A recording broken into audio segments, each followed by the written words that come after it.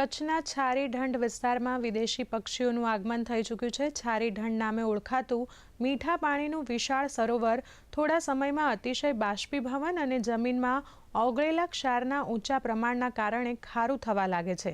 અહીં છીછરું પાણી હોવાથી કુંજના મોટા ઝુંડનું આ શિયાળુ રહેઠાણ બને છે।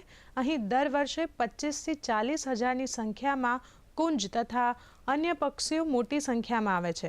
હાલ આ વિસ્તારમાં પક્ષીઓને નિહાળવા માટે વિવિધ શાળાના વિદ્યાર્થીઓ માટે પ્રાકૃતિક શિબિરનું આયોજન કરવામાં આવી રહ્યું છે। યુરોપની કન્ટ્રીઝ છે, જે કોલ્ડ કન્ટ્રીઝ કહેવામાં આવે છે, ત્યાં અતિ ઠંડી અત્યારે થાય છે, તો ત્યાંના જે બર્ડ્સ છે એ આપણે બાળકોને પણ ભણવામાં આવે છે કે માઇગ્રેટેડ બર્ડ, યાયાવર પક્ષીઓ, તો એ પક્ષીઓ અહીંયા આ સમય દરમિયાન આવે છે, તો એ બાળકોને રૂબરૂ જોવાનો મોકો મળ્યો। અને જેમાં ખાસ કરીને અમે ક્રેન જોયા।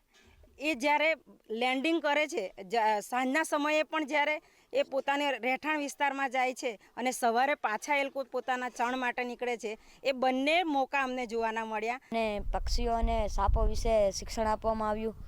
જ્યારે અમને પક્ષીઓ અને સાપો વિશે શિક્ષણ આપવામાં આવ્યું ત્યારે મેં મતે નોંધ્યું કે આપણને જ્યારે સાપ કરડે છે ત્યારે આપણે પહેલાં તો ડરવું જોઈએ નહીં। જે માણસને સાપ કરડ્યો છે તેને ઊંઘાવા દેવી જોઈએ નહીં। સ્પૂનબિલ, પેન્ટેડ સ્ટોક, ગ્રેટ વેડરે અને એમાં બીજા પક્ષીઓ ઘણા વનસ્પતિના ઘણા કે ડેઝર્ટ વીટિયર હે, વેરિબલ વીટિયર હે, એકડો ગ્રે હાઇપોગોલિસ હે, સૌદી અરબથી આવે છે।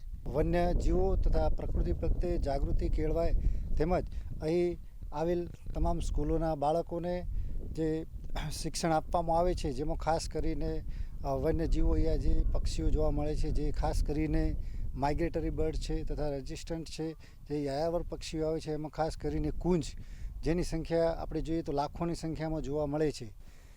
જેના વિશે માહિતી આપવામાં આવી